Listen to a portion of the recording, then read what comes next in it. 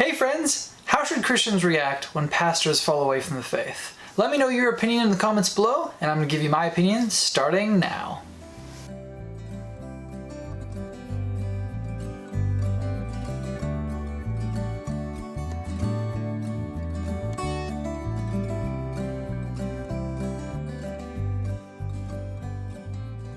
Guys, if this is your first time here, I just want to personally welcome you to the HomeGrown Ministries YouTube channel. I'm DJ, and on this channel I strive to provide you with biblical wisdom and encouragement to strengthen your walk of faith. I do have a wife, 2 kids, and a full-time job, so if you like what you see here today and you don't want to miss any content in the future, please make sure you hit the subscribe button down below, click on that bell icon, and YouTube will let you know the next time I post a video, because I don't know when that's going to be. If you paid attention at all in 2019 to the news, you will have heard of several major megachurch pastors who walked away from the faith. And it left this weird questioning in the Christian community where people are like, well, if that guy who spent his whole life studying the Bible walks away from his faith, should I too? And it's a huge misunderstanding of how our faith even works. So I'd like to give you my opinion on what we should do when major Christian leaders walk away from the faith. Now, there are many reasons why someone could walk away from the faith, but in my opinion, the most common is because they don't agree with something in the faith. It's not because they could refute Christianity, although there are those people out there who believe that they can refute Christianity, and that's why they walk away. The majority of people that at least I've seen walk away from the faith are because of something about Christianity that they didn't like. I'm going to give you 2 current examples of megachurch pastors who walked away from the faith recently. The first one comes from Dave Gass. Dave was quoted saying, "I was fully devoted to studying the scriptures. I think I missed maybe 12 Sundays in 40 years. I'd completely memorized 18 books of the Bible and was reading through the Bible for the 24th time when I walked away." Now wait, let me stop you right there. I have a textbook here called Advanced Engineering Mathematics, and you can tell this is my wife's book because I'm way too dumb to understand the information that's in here. But let's say I read this book from cover to cover 24 times. First, that does not prove that I understood the information that's in here, and second, that has no bearing on whether or not the information in this textbook is actually true. So just because this man has read the Bible 24 times doesn't mean that he understood it, and it also doesn't prove or disprove the information that's in there. Same goes for attending Sunday service for 40 years of your life. I could attend 1 class a week for 40 years of my life on this subject and still not understand anything I heard. Also, even if I did, and even if I understood everything that was said to me in all of those Sunday classes, that doesn't prove or disprove the information that I was receiving. It could be true, or it might not be true. So this argument isn't that good in regards to showing whether or not Christianity is true. Honestly, it doesn't prove anything. All it proves is that this guy has read the Bible a lot, and he devoted a lot of years of his life to something that he no longer believes, which is really just sad. He then goes on to talk about his marriage, and it's really interesting because this is where the truth comes out. He starts saying that Christianity didn't give him the marriage that he thought it promised him. So let's hear more from him right now.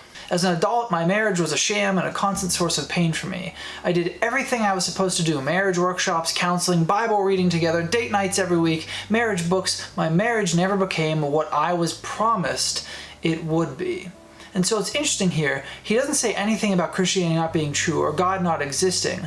What he's saying is that what he thought Christianity would give him, it didn't give him. So therefore, he's walking away from it. Now, Christianity never promises you a perfect life or a perfect marriage, and if you want to see a video on that, I'll put a link in the description below or maybe right here. So take a look at that. I've answered that question before from my perspective. The other person who recently walked away from the faith was Josh Harris. Josh said that his and his wife's decision to separate was one of the major causes of his divorce, and he was quoted saying, "If you're not living according to the teaching of the Bible, and if you're living in unrepentant sin, you should have to be put out of the church." And I think I came to the point of recognizing, you know what, I'm not living according to this. And I held other people to the standards, so I essentially excommunicated myself. You know, that's a very valid point there, but he's not walking away from the faith because he believes Christianity isn't valid or because he believes God doesn't exist. He just says, hey, there's a standard there that I'm not living up to because I like the lifestyle that I'm living and it's against what my belief system says is okay. So instead of adjusting myself to the belief system, I'm just going to change my belief systems. There's a really funny skit out right now by a YouTuber named What Do You Meme? And he does this skit about how people are picking and choosing the pieces of religion that they like. If you want to watch that full video, it is really funny, worth your time. You can find a link here or in the description below. Check that out. It is definitely worth your time. So to me, Josh Harris's reason for leaving the faith is kind of like what a sovereign citizen does. If you don't know what a sovereign citizen is, a sovereign citizen is someone who believes that the laws of the country in which they live in do not pertain to them. And so they have official documentation that they carry with them, and if they get caught speeding or pulled over for any reason, they try to show that to the officer. When they get called to court, they try to claim that they're a sovereign citizen and say, hey, the laws of this country don't apply to me, and then they hand the judge that documentation. If you want some good laughs, YouTube sovereign citizens, and you'll see how police and judges handle people who don't believe the laws pertain to them. So just like Josh Harris, where he doesn't believe that the biblical law applies to him, so he's just going to believe something else, it doesn't make that belief system untrue. Just as the sovereign citizen believing that the laws of the country that he lives in don't pertain to him doesn't make those laws invalid, and they will still be held accountable to those laws regardless of what the sovereign citizen believes. So as you can see, these two former Christian pastors didn't claim that Christianity was untrue or that God didn't exist. What they're claiming is that what they believed about Christianity has changed, and so they're walking away from the faith. So what does the Bible say about all this? If you're new here, this is a Christian channel, so I'm going to tell you what the Bible says, and I believe that that is of utmost importance. Let's start with the psalmist. The psalmist in Psalm 118:8 says, "It is better to take refuge in the Lord than to trust in humans." Isaiah even warns us of the failing of humans in Isaiah chapter 2 verse 22. He says, "Stop trusting in mere humans who have but a breath in their nostrils. Why hold them in esteem?" Jesus even reminds us in the Old Testament, when referring to signs of the end times, he says in Matthew 24 verses 10 and 11, "At that time many will turn away from the faith and will betray and hate each other, and many false prophets will appear and deceive many people." See, the Bible understands. The Bible knows, because God is constant. God knows the course of history, and he knows that people's hearts deceive them. People will go and believe what they want to believe based on their emotions, not based on logic. And so although God exists, people are going to do what they want to do. So we shouldn't be putting our trust in people who are fallible. We should put our trust in the infallible God. So again, this is nothing new. The Bible has talked about this from beginning to end, from cover to cover, about how people are fallible, but God is infallible. So where are you putting your trust today? In contrast to that, Isaiah says, "Trust in the Lord forever, for the Lord himself is the rock eternal." That comes from Isaiah 26:4. In Hebrews 13:8, the author says, "Jesus Christ is the same yesterday and today and forever." Remember, people will change. People will change their stance on life. People will change their religious beliefs, but none of that makes the religion you believe in true or not true. There is evidence that backs up Christianity as opposed to all other religions. If you are unaware of that, I encourage you to research it. One of the greatest books, I think, that puts this in a very condensed form is called "I Don't Have Enough Faith to Be an Atheist" by Dr. Frank Turek and Norman Geisler. It gives you a lot of information about the evidence there is for the Christian faith. Now, all this talk about God being constant while everything else in our world is changing reminds me of one of my favorite Judah and the Lion songs called "Everything Changes." In this song, the lead singer is talking about his life as a child versus his life as an adult, and how everything in his life has changed.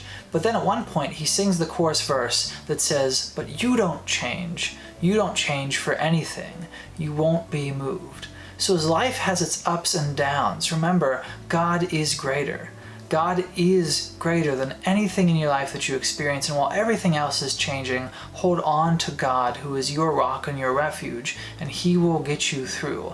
He doesn't promise a perfect life or an easy life or a life full of riches. What he does promise you, though, is that he will be there through everything, and you will have everlasting life. Remember, compared to eternity, your life here on earth is like a grain of sand in the Sahara Desert. When you compare the life you live here to the forever you will live in eternity, this life is insignificant in regards to the time that you have. So regardless of whether you're having a great time or a horrible time, or you're suffering or not suffering, compared to eternity, it will seem insignificant. And God is with you currently, getting you through the hardest moments of your life. So friends, put your trust in God, because all others will disappoint you. Guys, that wraps up my opinion on how we should react when a Christian pastor falls away from the faith. Again, I'd like to know your opinion on how we should react, so let me know in the comments below. And Christian friends, please continue to be the salt of the earth, be the light to the world, and go encourage somebody else today, because the world desperately, desperately needs it. And as always, I'll see you in the next video. Bye-bye.